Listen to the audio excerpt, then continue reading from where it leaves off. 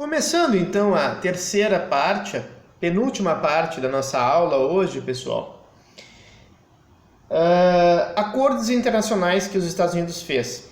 Uma questão interessante é o Plano Marshall, que eu acho que deve ser citado, que foi um conjunto de verbas, né, mais do que sob forma de empréstimos, verbas diretas, né, para a reconstrução da Europa, né, e também de compra de produtos, que foi bastante importante na recuperação econômica da Europa, que estava literalmente destruída, né, após a Segunda Guerra Mundial, principalmente alguns países como a Alemanha, enfim, Itália, França, que foram os países talvez mais atingidos, Polônia também, né, onde foi os campos de batalha.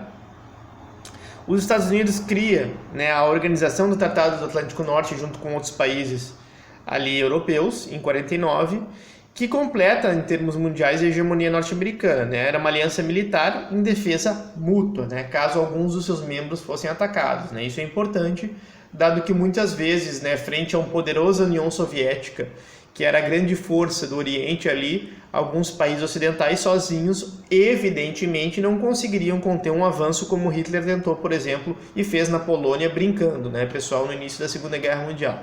Polônia, Bélgica e outros países ali que Hitler, quando invadiu, fez, né? Então, para evitar isso, né, para deixar desprotegido os seus aliados, os Estados Unidos fazem, então, a OTAN. Década de 70, né, pessoal? No início da década de 70, 73, nós temos a Guerra do Yom Kippur, né, que é a primeira crise do petróleo, enfim, que acaba os fins das décadas de ouro do capitalismo. Para quem não sabe, pessoal, o capitalismo, as décadas de ouro foram talvez as décadas de 50 e as décadas de 60. Né? Por que a gente diz isso? Porque o apogeu é um grande crescimento dos países capitalistas, tá? De certa forma, passado o trauma da Segunda Guerra Mundial para aquela geração, foram geralmente anos muito positivos economicamente para o capitalismo mundial, tá? Não dá para se dizer que também foram anos ruins para o socialismo, né? O socialismo também teve, né, digamos, conquistas importantes na década de 60, na década de 70, né, onde firma, por exemplo, a Revolução Chinesa, né?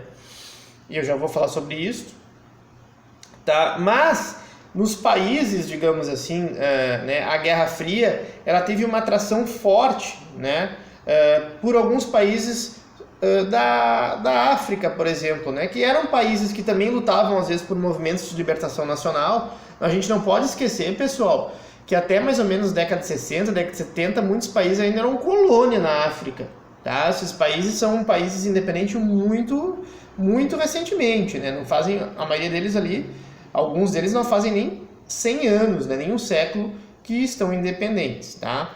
Então, alguns países até de língua portuguesa, como Angola, Moçambique, Cabo Verde, né,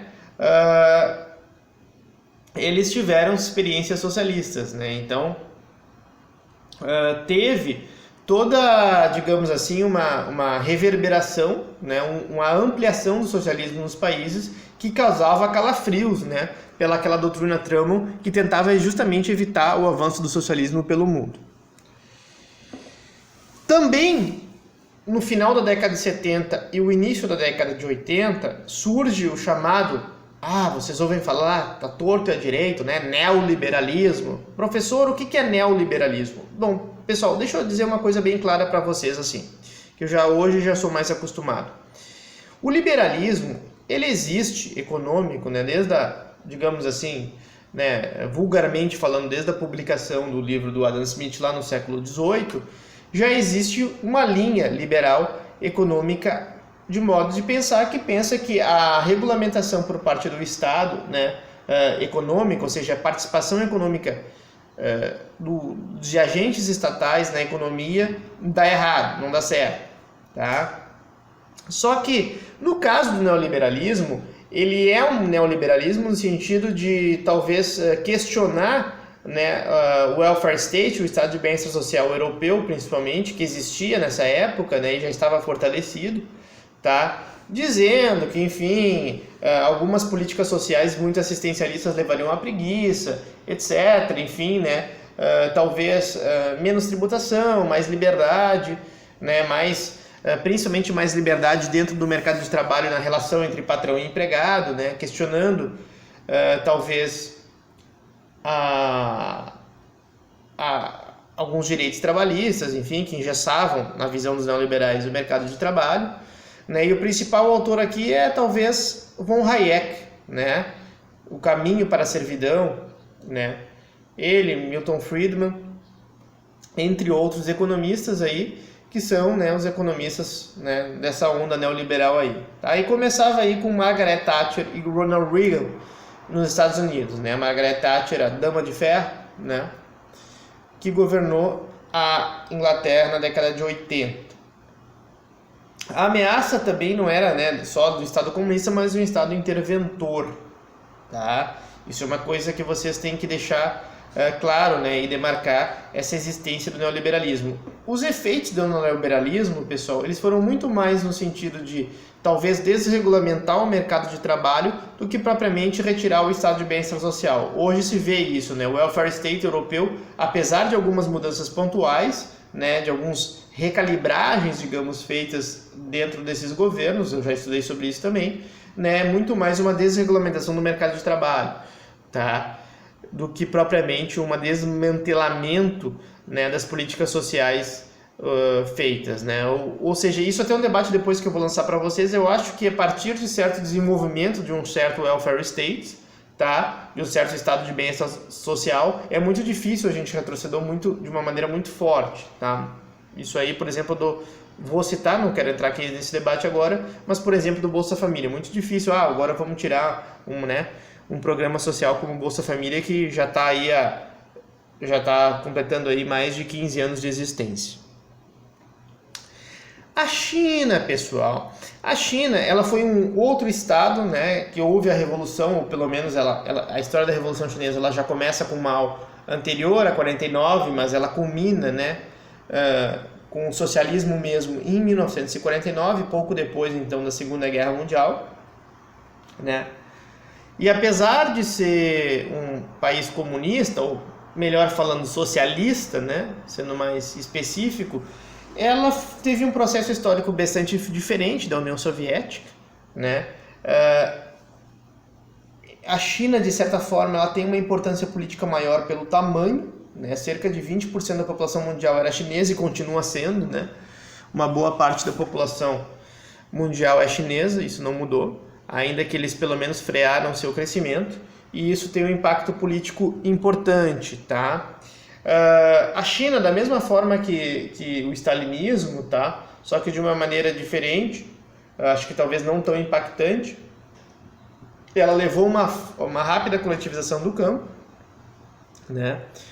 Porque quando tu tem um regime socialista, e depois a gente vai estudar isso, tu tens que ter meios de produção coletivizados, né? Ou seja, não existe mais aquela ideia de economia capitalista de cada um, né, busca o melhor para si e tal, etc, né, para fazer principalmente a parte da produção. Não, a parte da produção ela é planejada, né? Uma economia, por isso o nome economia planejada, né? Ela tem que ser planejada, não é uma pessoa sozinha que vai lá e decide, por exemplo, criar um negócio. Eu quero, por exemplo, vender garrafas plásticas, né?